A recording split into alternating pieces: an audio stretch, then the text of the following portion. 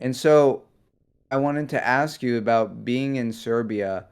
How is the spiritual state of Serbia? I mean, Serbia has gone through a lot in the past century, the past few decades. And so how do you see it being in Serbia?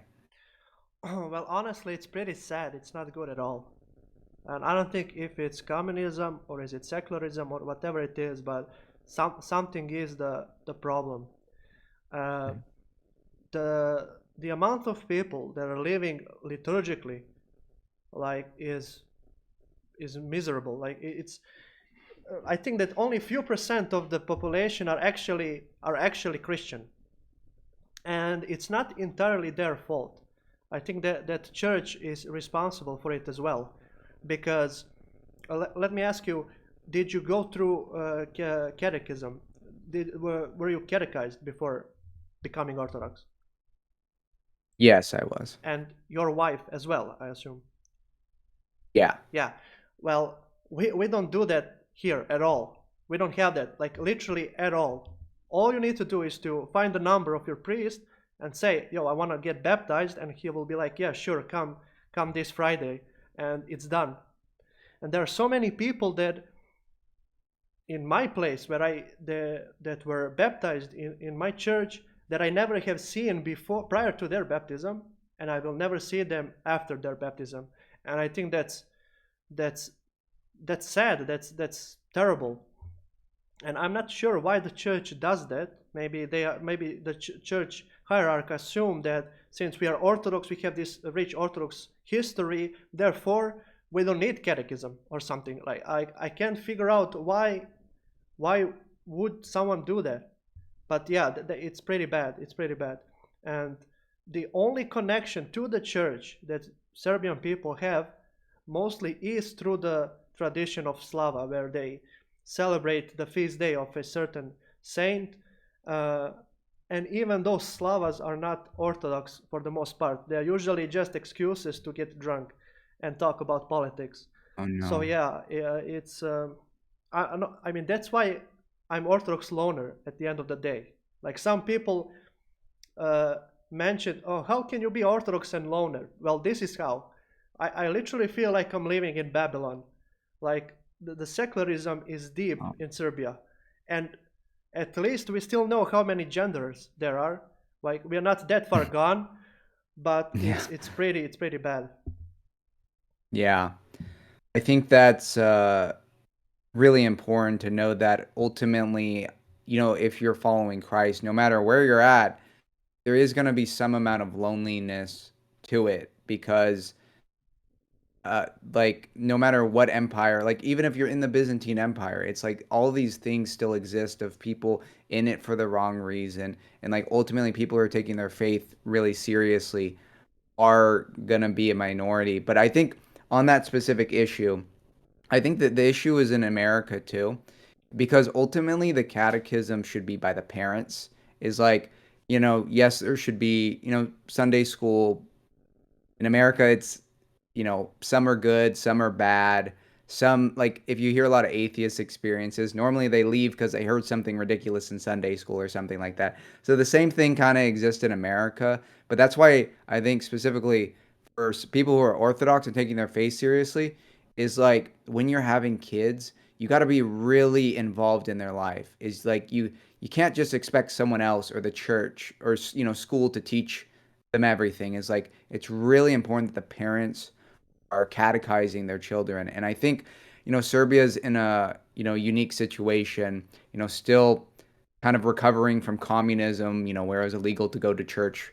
And, there's this tradition of like not going to church and or just coming for these certain events because of that. And then there's also secular, there's communism coming from, the East, and then there's secularism and, Western influence. And so it's a uniquely tough challenge. And that's why it's, we can't control people and we can't fix it all ourselves. What we can do is, be a good influence, be a saint by recognizing the holiness in others, trying to teach our kids well in the faith.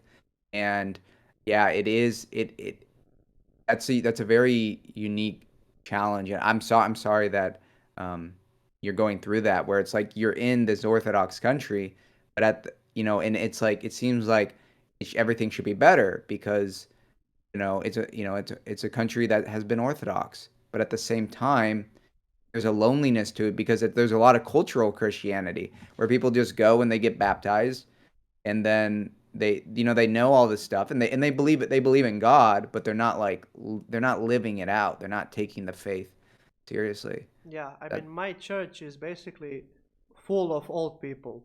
Like I can't find my generation or uh, uh, younger guys going to the church like at all.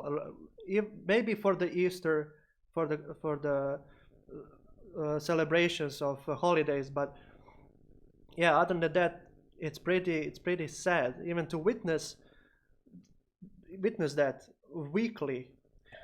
So there is another factor that makes me lonely in the church because I'm the youngest guy there. Uh, hmm um, and the bishop Athanasius Yevtic, who reposed a few years ago, said that a man is a living cross because when you're standing straight, you're pointing upwards, and that's your love for God. And when you spread your hands like this, you're pointing to your neighbor, and that is yeah. how by being that living cross you fulfill God's commandments.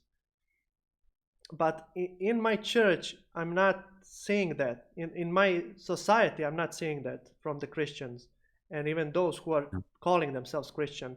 So it's a quite lonely and depressing sight. Yeah. Yeah, I think what's really important is like we have this really unique challenge is like I guess the threats of living in 2025, the current year is not like in other ages it was like there was just another religion and it was just like kind of direct violence, but now it's like the threat is like basically indifference, where there's so many distractions that people would rather just watch Netflix or do different social events, soccer, like whatever idol it is. It's like there's just so much stuff to keep people busy and distracted from those really important existential questions of like, where am I going to go when I die? Am I checking myself with the sins I'm struggling? Like a lot of people don't even believe in sin, or they don't take it seriously. And so I think our challenge is like we're in this unique situation where we're in like almost a post-Christian societies where it's like these societies used to be Christian. It used to have a much bigger influence. But now it's like with the rise of secularism, agnosticism, it's like how do we reach people? And I think YouTube is very key, is that it's great that both of us were trying to speak to people and young people too. I think speaking to young people is really key. And so I think, if you continue to make videos if you aren't already in Serbian too, so people like they have. I think people need people who are in their same situation speaking to them because I think a lot of people feel this way, but they need like a symbol or they need a channel or something that can just that they can relate to. And I think that's what's been good about Orthodoxy in America is there's been lots of voices that are speaking to young people. And me being young, only 25, and I know how I've lived the same experiences as these people, and so just being able to relate to them at that level and to talk about my experiences, that can be so powerful, and that's why I love interviewing different people, is because they relate to that. Is like doing this where I talk to people. It's like people relate to this because people have these different paths. If they're raised Protestant, they're raised without a religion, they're raised cradle Orthodox, they're just baptized and they never take their faith seriously, but then they come back to the faith. It's like ultimately we need I I think we're doing what's right is like we need to speak to these to our brethren. So Yeah, yeah. I kinda. I kind of think that's the job of our bishops and patriarch, because Yeah. in Serbia they are semi celebrities basically, because when they show up Hmm. somewhere the news right like capture that visitation or activity. However, I assume Hmm. when your bishop in America shows up somewhere, no one really cares, especially the media. But in Serbia Hmm. they're almost like celebrities, and they Hmm. have the power to reach the broader audience, the young people, Yeah. but they're not doing it for, I don't know what's the reason, but they're not doing it. They're Hmm. they're kind of sharing this be a good boy Christianity, be good, be loving, and as long as you're loving and kind, you're good. I mean, it's kind of almost false message and point entirely. We need to just, not everyone has to have a YouTube channel. It's just making a difference at your local parish, being able to help your priest, help, new people, help people, and helping people stay in the church too, is like by taking your faith seriously and like talking to them and being kind. This is really important. Is like it's basically like there's this huge value in Orthodoxy, and it's just like people forget about it because they just get distracted by other things, especially in Serbia. um, I'm really happy being a part of the Serbian tradition because of how amazing the Serbian saints are.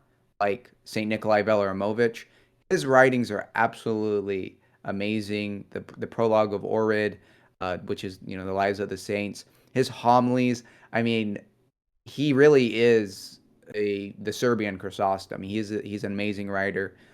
Saint Justin Popovic, he's really amazing.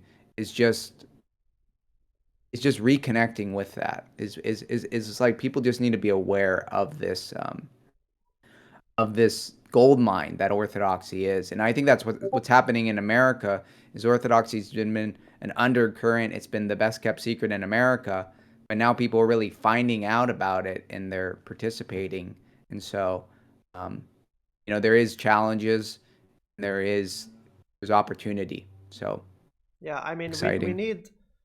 we need figures like them in Yeah, today's day and age, especially in Serbia, yeah, where we do. when words will not be sugar coated and softened Mhm. for to appeal the broader audience. I mean, that's exactly what Rome is doing Yeah, right now.